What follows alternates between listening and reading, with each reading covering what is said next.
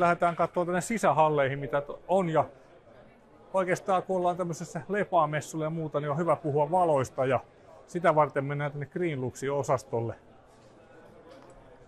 katsomaan vähän, mitä valopuolelle kuuluu. Morjes Mika. Tervehdys, tervehdys.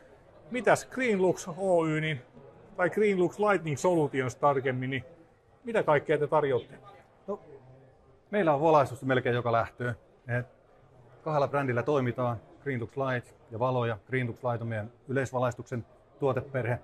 Kattaa silloin erilaisia varastatiloja, myymälöitä, teollisuutta, tämän tyyppisiä juttuja. Valoja taas on erittäin tunnettu brändi Euroopassa ja ympäri maailman, lähinnä tutkijoiden, yliopistojen kautta. Ja ollaan nyt tänne Lepaalle tultu vähän selvittämään, että miten ihan kasvattajat ottaa LED-valaistusta vastaan.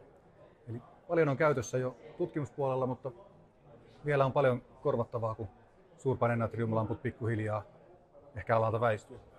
Millaisesta tekniikkaa tämä nojaa? Mulle maalikkona niin on ehkä LEDit tuttuja tuossa, mutta minkälaisesta tekniikasta puhutaan ja millaisia etuja tämmöisellä valaistuksella sitten saa? No tietysti aina kun puhutaan LEDeistä, niin ensimmäinen ajatus on se, että nyt säästetään sähköä. Niin. Eikö niin? No näin.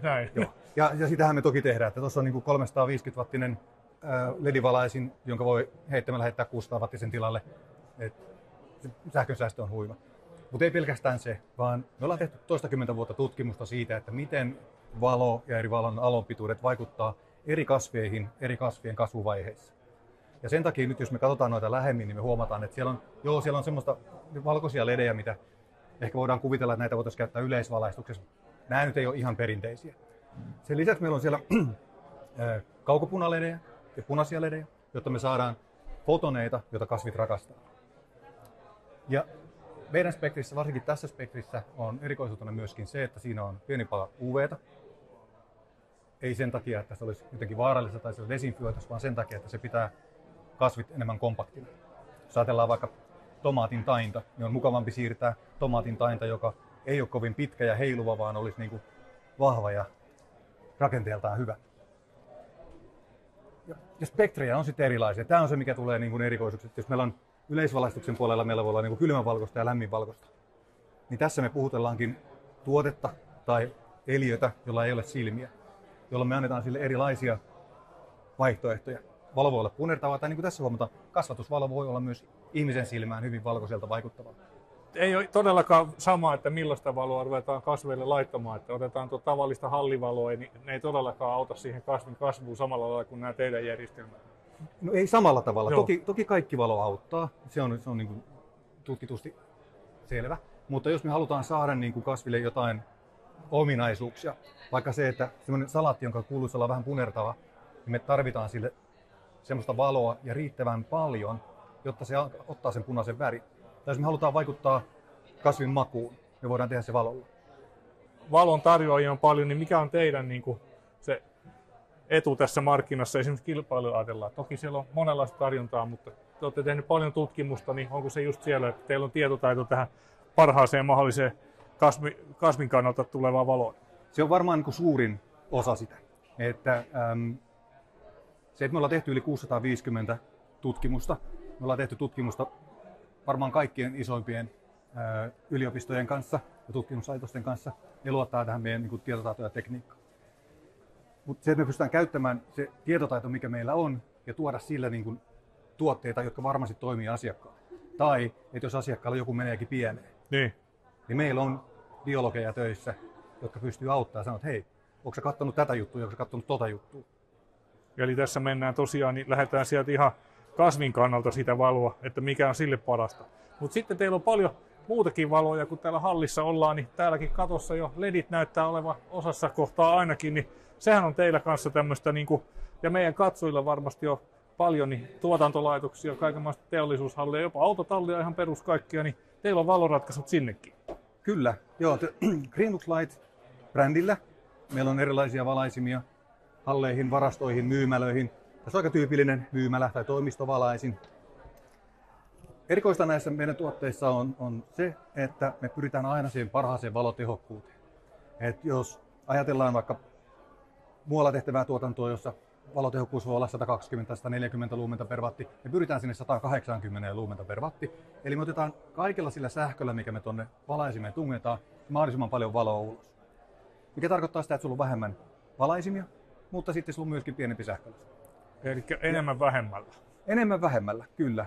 Ja toinen erikoisuus, niin nämä tehdään Suomessa. Meillä on oma tuotantolaitos Herttoniemessä Helsingissä. Siellä meillä on näitä 3 linjassa tehdään. Lisäksi meillä on tuotantoa meidän tytäryhtiöissä. Mutta nämä on kaikki made in Finland. Ja tuossa alkuun mainitsitkin, että vienti on teidän päämarkkina, niin mihin kaikkialle näitä teidän lampuja ja valaisimia sitten toimitellaan? Vai onko se niinku ihan koko maailma teidän asiakaspohja? No toi on hyvä kysymys. Yleisvalaistuksen osalta niin me on keskitytty Pohjoismaihin. Joo. Eli meidän suurimmat asiakkaat on näillä huudeilla. Mutta sitten kun me mennään tuon kasvivalopuolelle, niin mitä mä nyt muistaisin, tässä viimeisimpiä projekteja on ollut Saudi-Arabiaa, Grönlantia, Martinikin saaret Etelä-Ranskassa, eli siellä Bermudan kohdalla jossakin. Sitten meillä on Valoja Inc., joka toimii Amerikassa, on meidän tytäryhtiö. Ja sitten meillä on EH, joka on meidän toinen tytäryhtiö, joka toimii Intiassa. Eli tehdään Intiassa Intian markkinoille valaisimia myöskin. No siinähän saatiin hyvää informaatiota. Miten teidät sitten nyt, jos tässä meidänkin katsojat haluaa, tietenkin toivotaan, että sinne kasvihuoneisiin ja kasvattamoihin, mutta myös tuonne teollisuushalleihin ja autotalleihin valoja, niin mistä näitä löytää sitten, tai missä näitä myydään, vai onko se aina suoraan teihin yhteyksiin sitten? No, helpoin tapa on olla meihin yhteyksissä, eli www.greenlux.com tai www.valoja.com. Sieltä löytyy yhteystiedot ja yhteystiedon lomakkeet. Me tehdään valaistussuunnitelmat ja kartoitukset kaikkiin kohteisiin, ja sen lisäksi tarjotaan joko suoraan tai jos asiakkaalla on joku muu tarve, no sitten sähköasentaja tai tukkuliike, missä haluaa, niin kaikki käy. Eli varmaan tosiaan puhutaan tämän kokoista valaisista ja teidän kapasiteetista, niin siellä on sitten asiakkaat voi olla ihan suuria esimerkiksi parkkihalleja, jäähalleja tai jotain vastaavia teollisuuslaitoksia, tai sitten onko rajaa tässä teillä, että kaikki käy? No pieni marketti on semmoinen, mitä on tehty tässä viime aikoina, ja sitten meillä on toisaalta, sanoisinko, että Pohjoismaissa valtavan kokoinen kauppaketju, jolle me ollaan tekemässä heidän kaikkien myymälöiden uudistusta. Sama kasvivalaisimissa, se voi olla 1-2 jollekin tutkijalle, tai sitten se voi olla monta hehtaaria, niin, mennään kasvihuoneeseen. Mutta että siellä toimitusvarmuus teillä on hyvä näissä tuotteissa. Toimitusvarmuus, me ollaan oltu todella onnekkaita siinä, että me on pystytty koko korona-ajankin toimittamaan. Okei. Haasteita on ollut, mutta kun oikea-aikaisesti on saatu komponentteja sisään, niin me ollaan pärjätty aika hyvin. Se on kiva kuulla. Siinä saatiin paljon infoa ja stadin valoista, eli näin kaupungin valot puhutaan. Kyllä. Voidaan puhua. Hei, kiitoksia sulle. Kiitos tulitte.